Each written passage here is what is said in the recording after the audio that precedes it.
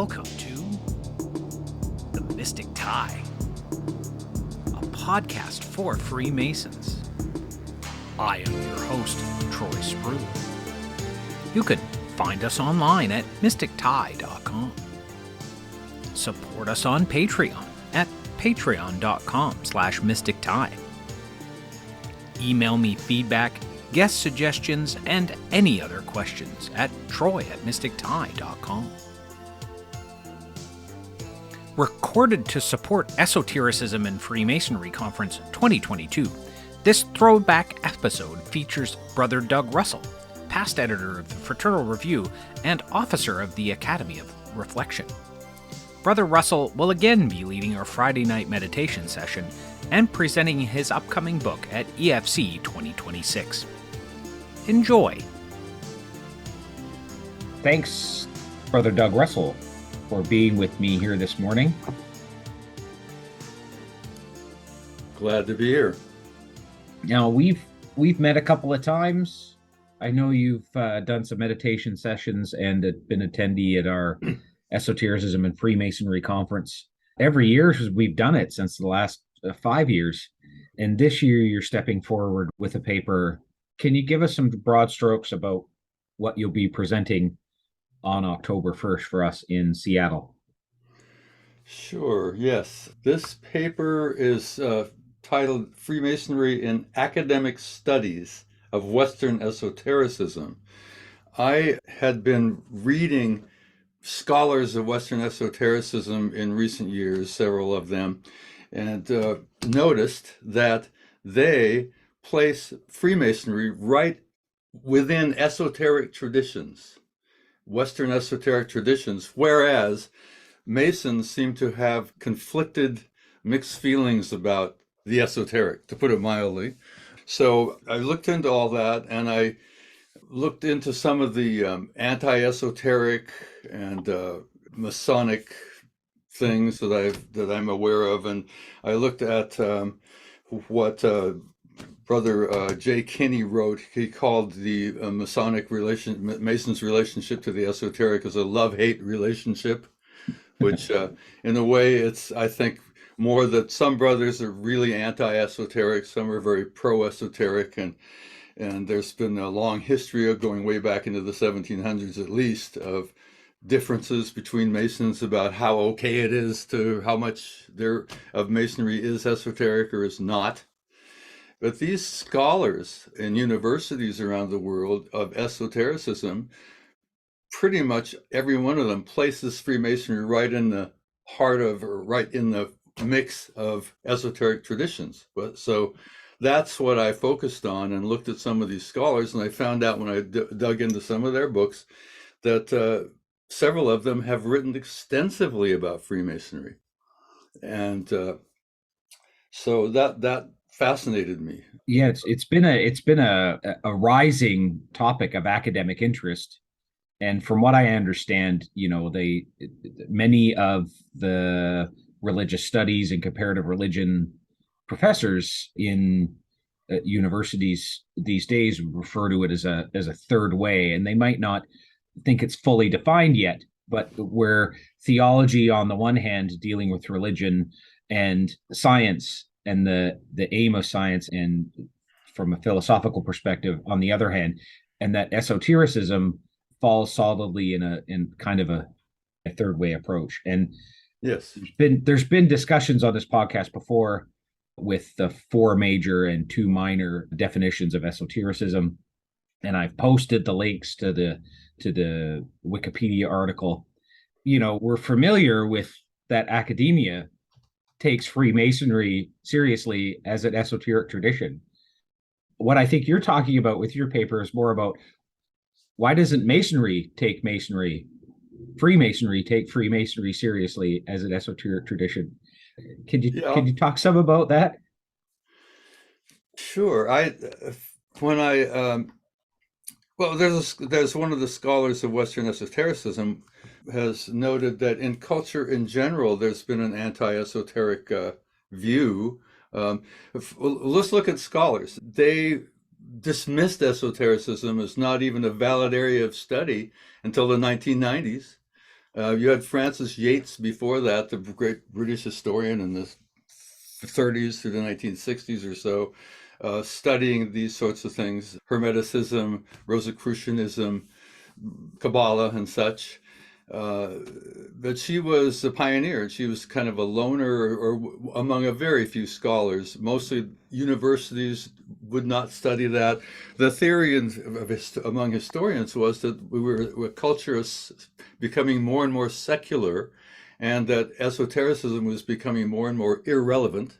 So why bother to study it? Yeah, so I don't know if I'm off on a sidetrack from what you asked me now. No. That's good. That's good. I often talk about it as these forgotten sciences, or, this hidden knowledge they talk about. I had several discussions recently with other presenters where only now would, say, astrology be considered a separate discipline and a completely forgotten discipline to, a man of science who might practice astronomy. Yes. Now an astronomer would likely ignore or even consider it laughable that his observations of the physics of astrology might have an effect on himself. Whereas, an astrologer would assume that. Right. And that's one of the major differences between astrology and astronomy. It's the same with alchemy and chemistry. Yes. Assume that the operations you're performing are going to have an effect on you. Yes. And so it'll be interesting in hindsight when this academic study gets rolling in earnest, in the next few hundred years. While they look back on this time where the pendulum swung so far the other way, away from meaning and applying meaning from these discoveries and this knowledge. But now I'm off on a tangent. So, well, some of these scholars have spoken of the esoteric traditions as rejected knowledge, particularly coming from the Renaissance into the Enlightenment. And as we came into the Enlightenment and science became the dominant way of looking at the world, and esotericism was kind of shuttled off to the side. But the thing that these scholars have pointed out is that view of history is pretty limited and is not entirely accurate, because all through that history, through the Enlightenment, there were always many, many people who were esotericists, who were studying esoteric, who took it seriously. There were many people, say the great scientist Isaac Newton is a great example of someone who was absolutely in the world, to the view of the world of his day, was this scientist who did all kind of pioneering things and that got modern science underway. At the same time, he had a whole other life and actually wrote more words in the thousands or millions about esoteric things, his studies of Solomon's Temple, his studies of alchemy, his studies of prophecy. So there was a man, and there are many men and women all through history who have held both of those, both the esoteric and the exoteric, as valuable and valid things to study. Another thing that came up in my studies was the idea of the printing press, that with the coming of the printing press, you got more and more, and the secularization in society, you got more and more just emphasis and knowledge that was put out there in print about exoteric and scientific sorts of views. But even in the Enlightenment, the printing press actually was printing more things. It was kind of a rebirth, a renewal of interest in esoteric topics in what was actually going into print. So there's just sort of this bias or this idea about secularization that is just skews everything away from the actual evidence of how much esoteric traditions have gone on. In Freemasonry, you've got Brother Angel Millar, the Masonic author, who wrote a whole book that is about how throughout the history of Masonry, there have been men in the craft who have been very deeply into esoteric studies and esoteric interests. So it's not as if, so that's, again, whatever that tangent was. I get where you're going with this. So how did you yourself become interested in such topics? Were you interested in philosophy or esotericism before you became a Freemason, or? Oh, very much so. Yeah, I was in the generation. I graduated high school in 1960, so I was in the generation of hippies, and I was out there experimenting with altered states of consciousness, LSD, and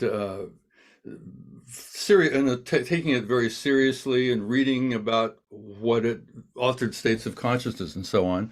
Mm-hmm. And so by the time I was in my late 20s, it became quite clear to me that for me at least, the path toward my spiritual life, that I could go deeper and deeper internally into spiritual life, required me not doing it through substance, but through disciplines. So I connected with a mentor when I was in about age 26, 27, who was very involved in modern theosophy, and particularly the works of Alice Bailey, which was a tradition that had come from Blavatsky earlier, around the 1875 or so, the Theosophical Society and that theosophical tradition.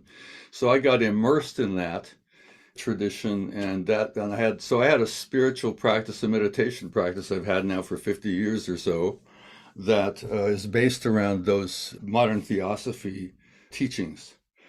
So what happened in 2011, I'd been retired for several years. I was reading in some of these Alice Bailey books, these theosophical books, and I kept coming across references to Freemasonry. I said, really? So this is kind of my religion, if you will, that I believe in this system, and I've immersed in this system for all these years. What if I got into Freemasonry and I could kind of see what I've been doing all these years from the outside or from another perspective, and expand my own view of where I am, who I am, through Masonry? So that sparked that. That's how I got into going forward in memory. And so, how many years had you been a Theosophist before you became a Mason? So you're going back to 1968 to 2012, 45 years or something. Wow. So your interest in Masonry is relatively recent.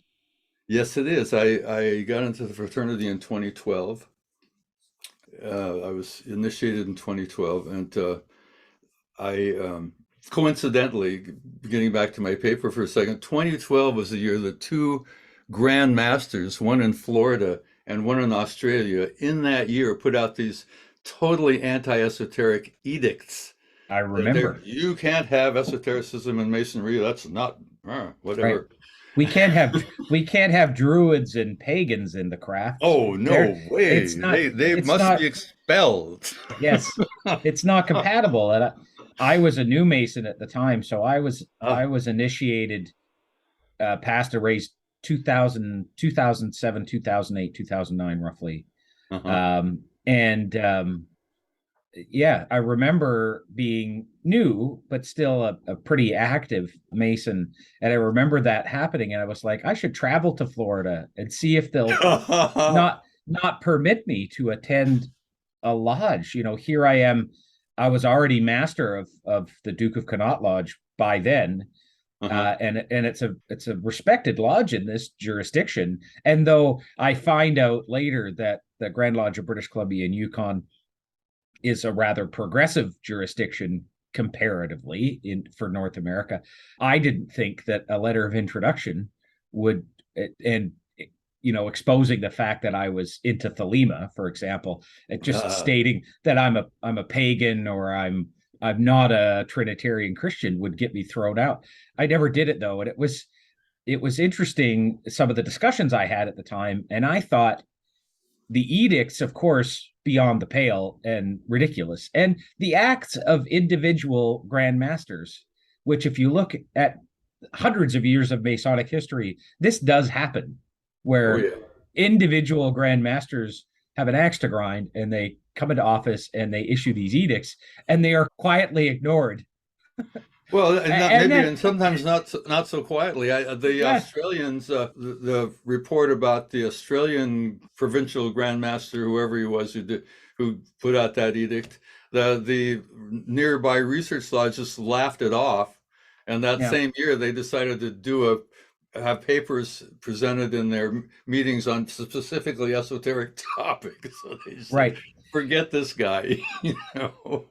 But And I mean, it's the list of the things in these edicts is just extraordinary. I was unaware of that in 2012. When I came into Masonry, what I was aware of is that of what is called knife and fork Masons. I mean, I didn't know any Masons, so I just picked the lodge nearest my home. That lodge was a degree mill, so they didn't bother to say, "Hey, Doug, you ought to look at several lodges and look at their different cultures, see which one really suits you." They just said, "Come on in," and this lodge was anti-intellectual. They did not go for the idea of Masonic education. So I thought, my God, I thought I was getting into this initiatic society that was into symbolism and spirituality, and these guys just like to have good meals together and fellowship. What well, what what's wrong with me? What's wrong with this group? and it turns out there's nothing wrong with the group. No. Just you had preconceived perceptions of what Freemasonry should be like. So okay, so getting back to it then, so you get put through a degree mill, eh, but you're still a member. So clearly you must have cast a wider net. Once you were in the craft, you started looking around for other members with ideas similar to yours. Oh, I was doing that in early 2012. I was looking on the internet and saying, isn't there any place in Masonry they do meditation? Since I had a meditation practice of 40 years or whatever. And I actually found, and I found two things. I found that in Guthrie, Oklahoma, Scottish Rite, there was a group called the Academy of Reflection that actually supported Masons doing meditation upon their symbols and allegories. And so I found out that was out there. I also heard of something called, or read of something called the Masonic Restoration Foundation, which promoted what you could think of spiritual practices, traditional observance practices within Masonry. So spiritual Masonry, you might say. So when I found that, I got so excited about that Restoration Foundation that I found out that they were having a conference in Oakland, California, and I was living in Southern California, that was happening that August of 2012. I had my fellowcraft degree in the spring, and so they were going to do the Master of Mason in September. I said, "Hey, could you guys move it up to August so I could go to this conference?" And they did. So I was able to get to meet a whole other type of Mason my first year in Masonry by going to the conference of the Masonic Restoration Foundation in Oakland. Yeah, we hosted them here in recent years, and my lodge, the Duke Connaught Lodge, conferred a Master Mason degree for the MRF at their retreat here, which I think was the first time they had done it outside of the continental United States, and it was an amazing time. And meeting those guys, it was like you say, it was a revelation to meet Masons of that bent. Yeah, from all over the country and all over the continent, actually, you could say. I presented at that conference in Vancouver on Art of Memory. Yes, that was the first time you and I met. Yes. And that was before the advent of the Esotericism and Freemasonry Conference. And it Oh, might yes. have even been at that event where I was sitting and talking to Ken Lane, and I'm like, somebody should start a conference strictly for Esotericism and Freemasonry. He's like, Oh, yeah. yes, somebody should. And it's one of those things that in Masonry, you got to be careful about coming up with good ideas, because Oh, yes, okay. the best ideas get put right back in your own lap to execute. At that time, I had been attending the Esoteric Book Conference in Seattle, and I attended every year to a point before it kind of spun into a different type of event. And then, of course, the pandemic sort of wound it down. But that William Kiesel, Katamara Rosarium, and Michael Colson originally, they had founded a conference very similar to what I had envisioned for this conference. And that's, I don't think I'm revealing anything here that's a secret, but the idea for Esotericism and Freemasonry Conference was lifted whole cloth from from my friends in Seattle that were running a very eventually successful conference about occult and esoteric publishing. Yeah, well, one thing I found out about esotericism and Masonry in my first year in 2012 was by having gone to that Masonic Restoration Foundation conference in Oakland. That was sponsored by a esoterically oriented lodge, Academia Lodge up there, and I became a member of there. And of course, it's a 9-hour, 8-hour drive from my home, so I just went up there, cut 2 or 3 times a year for a couple of years and saw what my ideal of Masonry looked like. Right. There was a solemnity to the ceremonies, so much so that they would gather outside the lodge room and process in silence. And folks who are aware of these Masonic ceremonies will know that there are times during the ceremony when you take a break, and they say you're free from restraint or whatever. And in those breaks, in that lodge, everybody in the room, and there were about 35 guys, 40 guys attending each one of these degree ceremonies I ever saw, sat in complete silence that whole time. They were in a meditative state in a sacred space for the entire degree ceremony. Whereas in other lodges, I would see people, I saw people in one lodge actually in the early days during an opening ceremony, just for a business meeting, with the opening ceremony, which is a solemn Masonic ceremony that sets up the sacred space of the lodge, on their cell phones, texting or whatever we're doing. It's just the opening ceremony. And so to see the reverence and the solemnity of this lodge, that it just touched me so deeply. And so I knew there was something. I knew that what I was looking for in Masonry was out there. It was there. And that was 2012. By the same year, I was looking for Masonic education, which didn't exist in the lodge I started in. And I found that the Grand Lodge of California had set up research lodges, and that there was a Southern California Research Lodge. So I quickly joined that also in my first year. And they had lots of holes in the line. The guys were kind of aging out. And the research lodges were set up in California in 1952. There were 4 of them, and this was one of them, Southern California Research Lodge. And they were set up for the purpose of providing education to other lodges in California, which is pretty cool idea, since I was looking for education. Where am I going to learn about all these, what Masonry is all about and all that? So I got really involved in that. The second year I was there, they popped me up to junior warden up the line, because there just were guys aging out and there was nobody who wanted to do it anymore. And then came around October 2014, and there were elections for officers. So I would have been going to senior warden, but the senior warden was called to military duty, so I became master of the lodge. Talking about being volunteered for something. Yeah. I became master of the research lodge my second, in October of 14, in my second year in Masonry. And then so I served all of 2015 in that role. And the night that I was installed as master, I had been carpooling with the guy who was the editor of a monthly little newsletter magazine that the Research Lodge put out.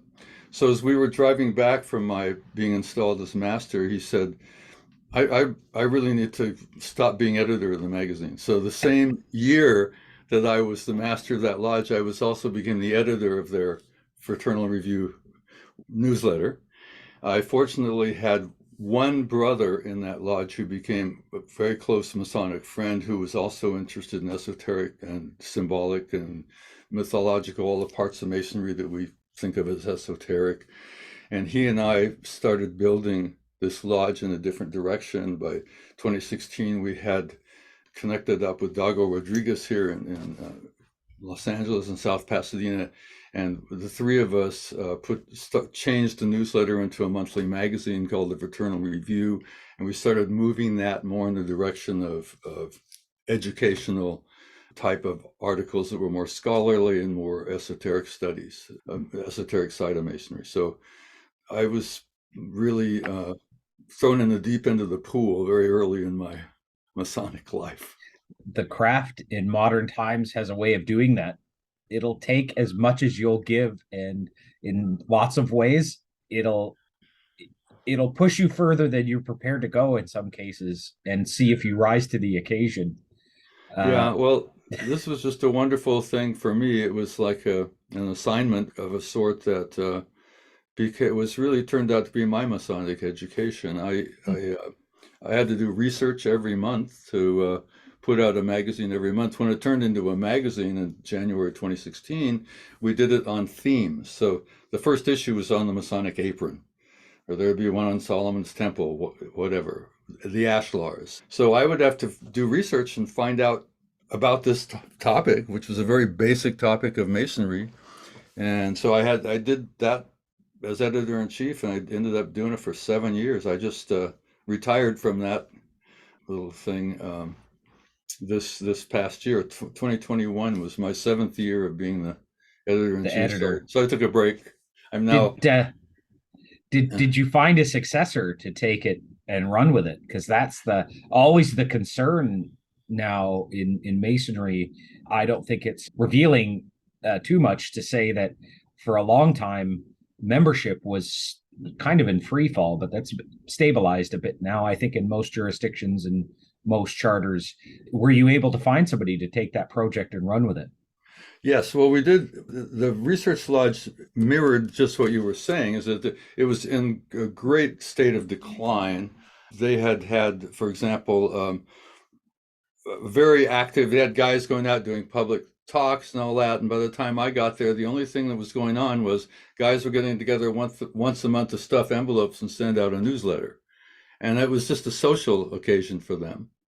And the newsletter had jokes in it. It had things, little articles from Grand Lodges and so on, plunked together. But historically, what I've seen in various organizations is once the founder or the chief retires or whatever, the organization could just be gone. Yeah. So there's always a possibility, but good fortune, and I think divine providence had it, that over the 7 years I was editor in chief, a greater and greater group of guys were attracted into working with the Research Lodge. And with the internet and all that, some of them were at a distance, like in other states of the United States or somewhere else, that were contributing articles and so on. Yeah, so the lodge went from having, say, from the decline, because at its peak, maybe around 1960 or something, they had 5,000 subscribers to this newsletter. And when I came in, 2014, they had maybe 1,000. Yeah. And it was decline, and it kept declining. Yes. So, so it was in such decline when I got there. But then, as the magazine came out and built, and I made connections with a couple other guys, mainly Dago Rodriguez and Jeriel Smith, who were two brothers who are still working diligently in the lodge, and they have the ability to attract other guys. So gradually we built a little core in the Los Angeles area who did the hands-on stuff, and another kind of network around the country of guys who were contributing. I got to a point after maybe 3-4 years where I just didn't want to do it every month anymore. It's just relentless, to put out a monthly magazine. Yes. So we got at the idea of having guest editors. So I thought, oh, good, this will relieve me, give me more free time to do my own writing, which I couldn't do basically very much of because of that commitment every single month to put out a magazine. But we began to get guest editors. And it turned out that the guest editors needed some hand-holding because they didn't know how the Fraternal Review worked. So I ended up mentoring them, which meant that I was spending even more time than I had been before. But it was a wonderful thing in the long haul, because what it did is then we had, but 6-7 years go by, 5, 6, 7 or 8 guys from around the country who all have had experience editing the magazine and who were very interested in it. And we had a local group that was building. So we had a nice core. This lodge was now really alive with interested and motivated guys. And when it came to me saying to my cohorts, to Dago and Jeriel, that I'd like to get back to my own writing and step aside from editor-in-chief, Dago spoke with Angel Millar, who has published several books on Masonry and a very accomplished Masonic author, agreed to step in. Yeah. And so I don't know what the long-term vision is, but he's committed for a second year to do that. This is his first year, 2022. So we indeed have I would say, someone who has more chops than I do, so to speak, with his background as an author and the scope of his writing, also very esoterically oriented. Of So course. we're very fortunate to have Angel Millars have stepped in and to have a group of guys, and maybe one of the others would be ready to step in should Angel want to step aside in a year or two or three, whatever. Yeah. It's a feature of Freemasonry that Freemasonry contributed to governance, and the idea of management in the Western world is that leadership should be rotational. And one of the great things about that is that power does not become entrenched. One of the downsides is that long-term visions and carrying out long-term visions in these organizations, and many of our lodges get new leadership, at least a visible leadership in the form of a master of lodge every year. Yes. And this makes it very difficult. It's beyond the purview of this conversation, but I think there's a talk to be had there in the future for sure about how can we bridge the gap between the benefits of rotational leadership, but also the benefits of long-term planning. And that there's lots of lodges and other Masonic bodies really struggle with that. But I digress.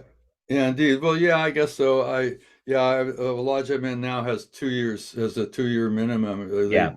For leaders, the research lodge, when Jeriel Smith became master after my year, he ended up being in there for 4 years, and the current master has served for 3 partly because of the pandemic. So we have set up a 2-year kind of idea of a 2-year stint as master. Yeah, that's quite a dilemma. That if you can build, need to build a culture ideally of like-minded folks who want to have a long-term vision and want to carry that vision out. It's not easily to pull that off. Not easy. Especially, men of working age are going to move on average, like a major move from location to location every 5 years, I think is the statistic now. Yeah. The run up of the chairs or officer lineup to being in the East in some lodges is 7 years, in some lodges is 12 years. Yes. And so the meritocratic nature of our craft can't do what it traditionally has done. So again, Masonry has to face change and do something it doesn't like to do, which is steer this gigantic ship to make changes. And it isn't something that could be done top down, because Freemasonry is ultimately very distributed. Indeed it is, yes. And it makes us resilient, but it also makes us very resistant to change. And I'd be interested to know if you're still in communication with your degree mill, with the original lodge that initiated you. Are you still a member? Do you pay dues? Do you attend meetings? No, actually, I am not. And I did demit from that lodge. So there's just a different kind of ethos in that group of folks. So there's not that much compatibility. There's one man who coincidentally was initiated exactly when I was. That lodge would sometimes do 2 folks in the same night, 2 degrees. Right.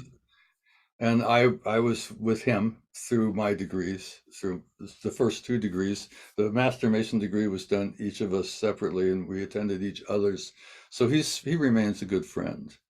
And I have the master of that lodge, coincidentally, lives 3 blocks from me, and we cross paths every now and then.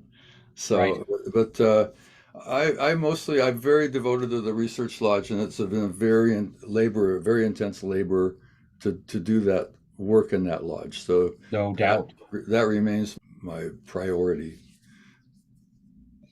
Yeah. Now, you had a very established personal practice before you got involved in the craft.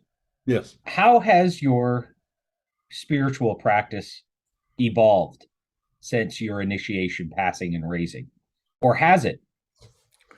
Well, it's evolved tremendously. I don't know if it's the practice actually is based upon the theosophical tradition. Part of that tradition is one of those writers, Alice Bailey, founded a school of meditation, a meditation school. So I became a member of that school. So that is something I still am involved in.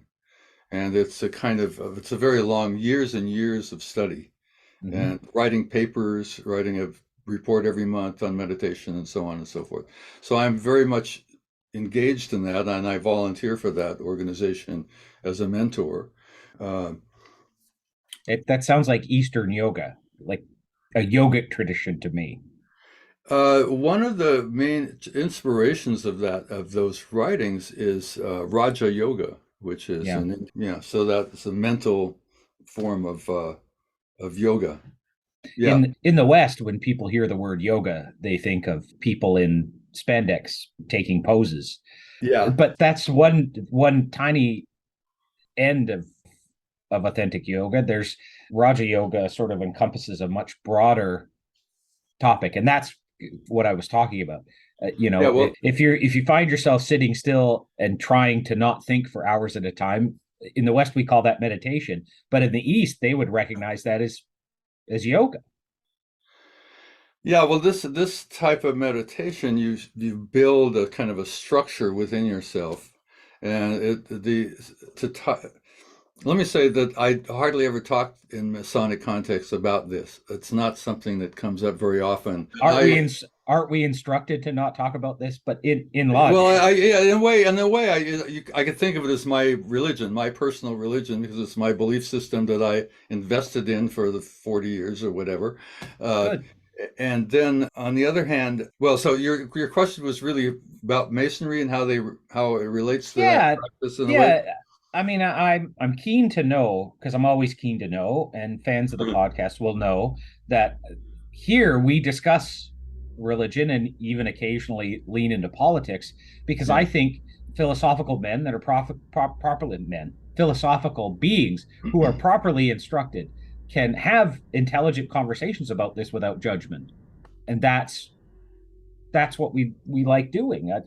I'm Yeah. interested to know how your theosophy, which you know, how did it evolve? How did your personal spiritual practice evolve You're right. due to your exposure to Freemasonry? Well, this is great. I love to be able to talk about this in part because I was very concerned about coming onto this podcast and telling you everything about my presentation and who needs to show up for my presentation because they've already heard the whole thing, you know. So Well, I like this question. So as I said, the first year, there's two parts to it. One is there's a whole philosophy and cosmology and so on in theosophy. And by the way, in reading these esoteric academics, which I was doing to write this paper, they speak of a whole lot of esoteric traditions that as a whole form modern Western esotericism, of which the very familiar ones to most of us are things like Hermeticism, magic, alchemy, Kabbalah, Rosicrucianism. But these guys talk quite a bit about theosophy, which is fascinating. I only came across that very recently mm-hmm, that is something now I can begin to study more and realize how there actually is theosophical degrees within high degrees within Masonry. So mm-hmm. that's something that is a very recent thing for me. But going back to the beginnings of this, as I said when we started out here, I was looking from my first month in Masonry for where is Masonic meditation. So I had found it in the Academy of Reflection in Guthrie, Oklahoma. So I got involved in that's the Scottish Rite in Oklahoma. And so I got involved in that right away. And 2 or 3 years later, I was elected an officer in that body where I still serve as the third of the three officers So that's so as far as so there's philosophy and there's practice. So when it comes to practice, um, that Academy of Reflection has courses you can go through, which you learn about meditation and how to meditate as a Mason. Their basic statement that I saw at the beginning was that there was no place where Masons were encouraged to do that, or had like-minded folks who were interested in that, who could gather together, support each other, learn more about that, how that works within Freemasonry. Um, that was really a great find for me, because what I found is that all the years of the types of meditation I've practiced and learned I could take some of that tradition, my own past, and bring it into a Masonic context. So, for example, in Raja Yoga, there's a lot of visualization, meditation upon symbols. Tatwas. So, hey, there's not even a leap to say, how about meditating on a tracing board, which has Jacob's ladder in it? And there's just so much symbolism in Masonry that one can take a symbol and reflect upon it and go deeper and deeper into its meaning through meditative practices. And I mentioned about like you build an internal structure when it comes to Raja Yoga, in which you connect with your higher self, your spiritual self, and with higher levels of consciousness beyond yourself, and higher levels of life beyond the visible life that we see, and so on. Within Masonry, you can do that with, say, with Solomon's Temple is a structure that you build. So a Mason, and I have been doing this more consciously than I ever would have before being a Mason, build within myself a structure which is like Solomon's Temple, being aware that there's the porch, there's my external self, there's the middle chamber, so there's that celestial, that part of myself that has a connection to all of nature and all of the heavens, and then there's something even more abstract beyond that, the Holy of Holies, where I can connect to the divine within me. And so that image of Solomon's Temple and building that into my sense of who I am is a practice that it's a building practice. So I'm not sure if you're familiar with the work of Jamie Paul Lamb. Very much so. I'm familiar with Jamie Paul Lamb. Actually, we were just together at a conference recently. Well, he's done work. He's written articles for the magazine I was editing. His latest book, The Archetypal Temple, it's a series of essays, but in a number of essays, he addresses exactly what you're talking about, but from a different. He comes from a different spiritual background than you, yes. and yet here we are rediscovering this idea of archetypal temple building, essentially, of using guided visualization or meditative practice to build a mental idea. And yes. and you cover the same idea when you talk about the art of memory, because in Bruno's book, Gerardo Bruno, he talks very specifically about that very same practice. And here we are, indeed, 500, 600 years later in the West, talking about an idea that the Theosophists would have considered completely Eastern. And yet here we are in Masonry, all these hundreds of years later, talking about this idea of archetypal temple building. And it just goes to show that so much of this stuff is naturally syncretic. Oh, indeed it is. And it goes, I mean, syncretic, meaning, that the various esoteric traditions are compatible with each other. They have influenced one another.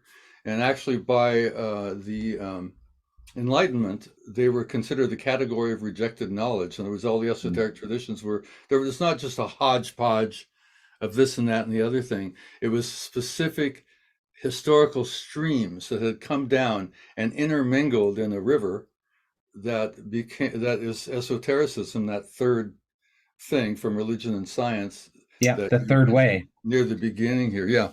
And in the end, there are many of us who believe that's the prima materia, that neither science nor religion can exist without the baseline from all of that.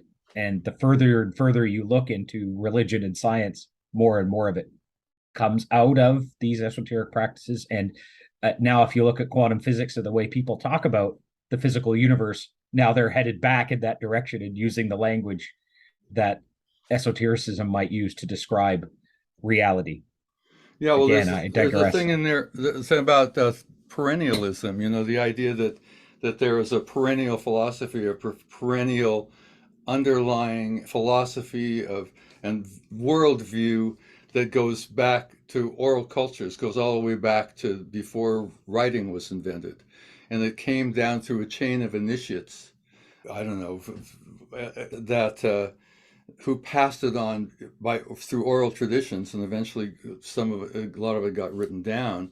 But that idea of a perennial philosophy is in there, and it's interesting connections back to Freemasonry in that the idea of a chain of initiates that pass down a tradition is exactly what the mythical history of Masonry is. You look at Anderson's constitutions based on the old charges, and they have a history of, oh, you know, we came from Adam to Pythagoras to King Solomon, Moses, King Solomon, and so on, pass down this tradition.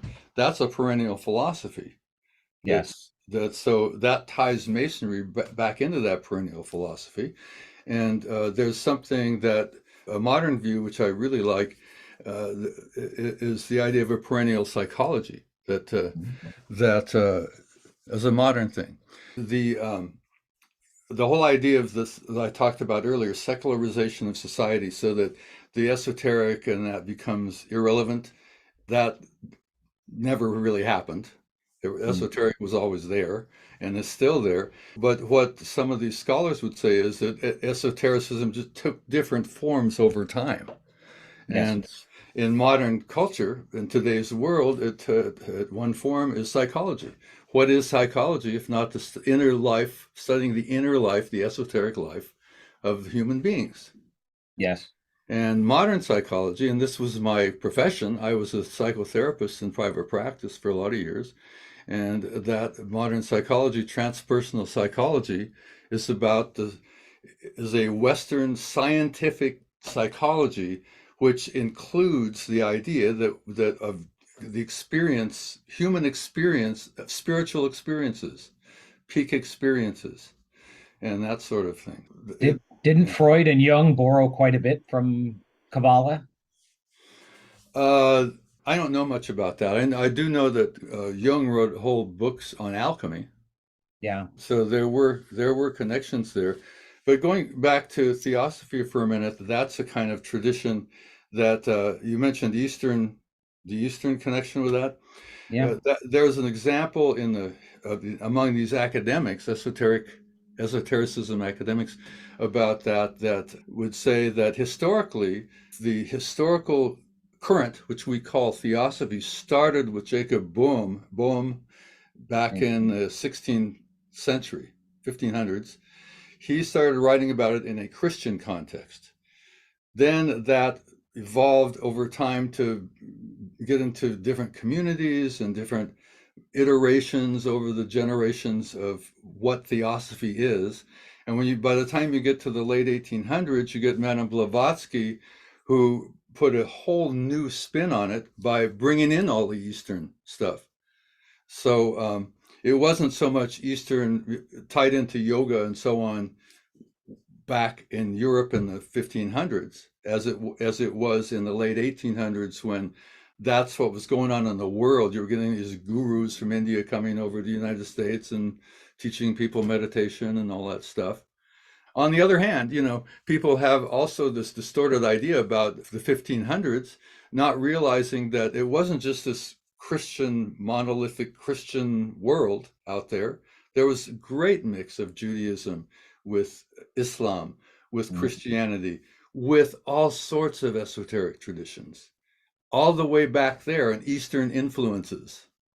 Of course. So there's some sort of distorted idea about esotericism that's I'm getting a little bit straightened out on from reading all these scholars. It's been really a great journey. Yeah. I'm glad you're excited about it. And it's apparent you are excited about it. Yeah. We're both excited about it because we're all over the map, and but that's good. I like these organic conversations. You've attended the first three Esotericism and Freemasonry conference. You came and did meditation sessions beforehand. We did Yes. 3 years of that before the pandemic hit, and then we spent 2 years doing it virtually. Yes. Uh, can you talk a bit about what a session like that looks like for people who might be attending the conference and thinking about going early to the Friday night session, whether they're a Mason or not? Can you talk a bit about what that might look like? Sure, I can do that. Let me say a couple of background things before I lose track of them. Yes, One of them was please. because I spoke about the Academy of Reflection in Guthrie, Oklahoma, Scottish Rite and meditation, and how that got going. That actually got going coincidentally. It was in 2012 when the year I became a Mason was when they got chartered. So by 2013 they were up and running. And in more recent years, there's another group called the Masonic Legacy Society, which has a website and which has trained a whole lot of folks in Blue Lodge Masonry to be meditation leaders and to lead meditations in their local Blue Lodges. So that's a wonderful group, and anyone can go online and get their main document about Masonic meditation. So now within Masonry, you have these two groups, one within the Scottish Rite and one within Blue Lodge Masonry, that support and train people actually to do meditation, to lead meditation. And what happened for me was having gotten the Academy of Reflection, and years before the Masonic Legacy Society got going to do things in Blue Lodges, I started a monthly meditation group in my Blue Lodge. And so we met monthly for about 4 years before the pandemic. And it ended up staying kind of a small group. But what happens, what I have learned about meditation, and I'll get back to your question in a moment about what I'll do on Friday night before this conference officially gets kicked off, is I've learned that since we all come into Freemasonry with a spiritual, or those of us who come in with a spiritual orientation of some sort, esoteric interests of some sort, we have already a spiritual path of some kind when we come into Masonry. We bring that with us. And the beauty of Masonry is that every man has to chart his own course through Masonry. So that's the way it is. There is no dogma. I mean, they say there's no dogma. I mean, you can argue that point, but there's certainly no official interpretation of this particular symbol that everyone has to say that's the meaning of it and period. It's not like that. You have to go in and find your own meaning of things, and find the deeper meanings of things, and that ties you back to your own tradition. So the meditation leaders, of which I know many at this point, each do Masonic meditation in their own style, which is very Right. cool. There's no formula for that anymore. There's some formula of how you've got to be a Mason in your first month and your third month and your sixth year, and there's no formula. You Right. do it according to who you are and what you bring to it.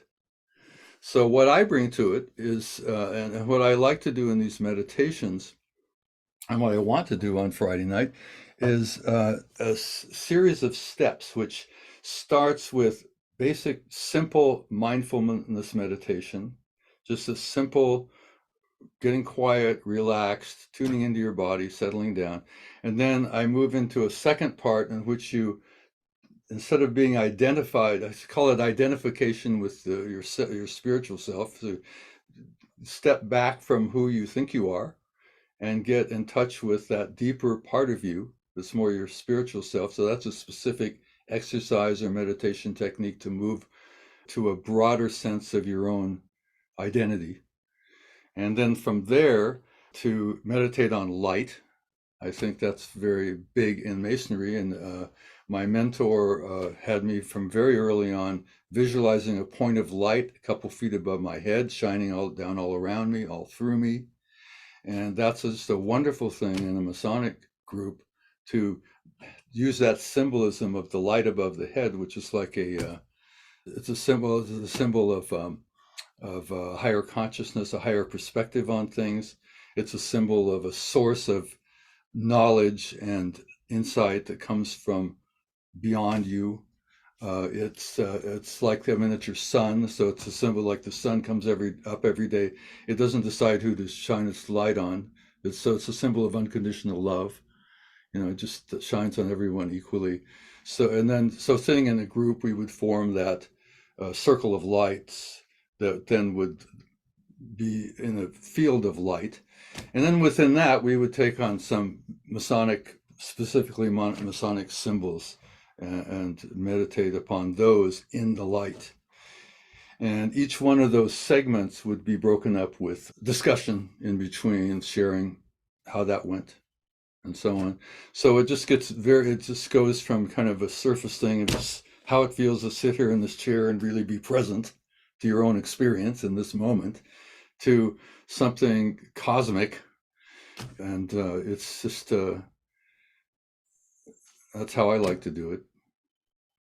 Just listening to you talk about that, it occurs to me that there might be Masons out there who find the discussion of this in a Masonic context not Masonic.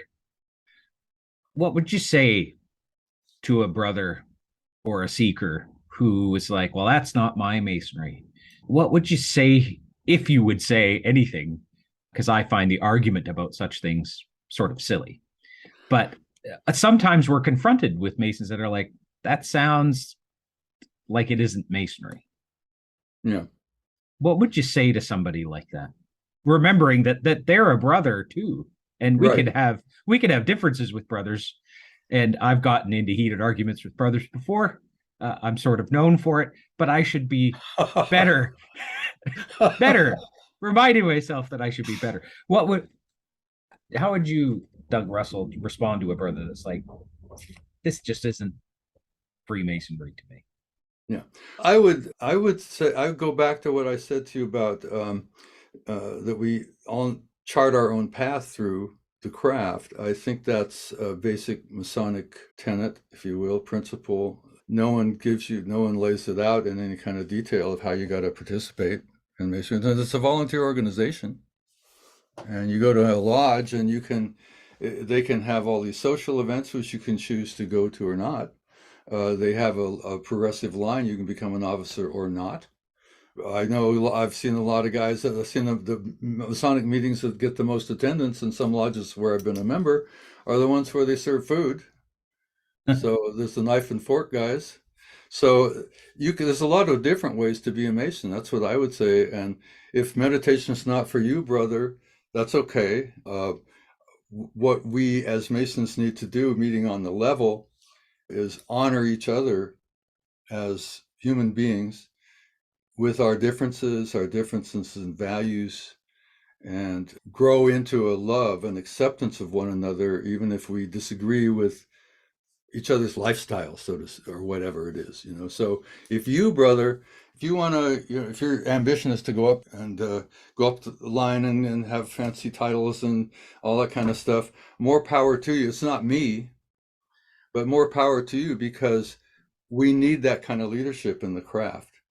You want to get involved in this charitable thing with your lodge and do this community service thing? We need that in the craft, and the craft is known for that. It's wonderful. I personally, it's not my focus. I think it's great. I like to do some of that, but my focus is more internal, and that's just me. So let's honor and appreciate each other's differences, and if you don't want to do it my way, that's fine. Would like to meet brothers who are like-minded, who want to do that sort of thing, and we can gather together and do Masonry, that aspect of Masonry that most appeals to us, and you can go out and do the kind that most appeals to you. And boy, does that do a lot of good for the world. Some of what you guys are doing, who are much more externally oriented, and you're out there doing things in the world a lot as Masons. That's great. Go for it. That's beautifully put. Thanks, Brother Doug Russel, for being with me today. Thanks for listening today. You could support the show by liking, sharing, and subscribing on your favorite podcast syndicator. Even more helpful, leave us a review. We are looking to create a directory of Freemasonic events and publications. If you are aware of something coming up, please let me know by email. In the meantime, check out the Masonic Conference's website at masonic.conferences.com. Esotericism and Freemasonry Conference will be held on Saturday, September 19th. Our keynote speaker will be Brother Lon Milo Duquette, author of The Tarot Architect. Brothers Ike Baker, Doug Russell, Dago Rodriguez, and Joseph Wages are all slated to present. Get your tickets at esotericmasonry.com. For other events, check out our calendar at mystictie.com and don't forget to sign up for our newsletter while you are there. Graphics and web hosting are by Art Zabot Creative. A special thanks to Organist for our theme music. Happy to meet, sorry to part, and happy to meet again.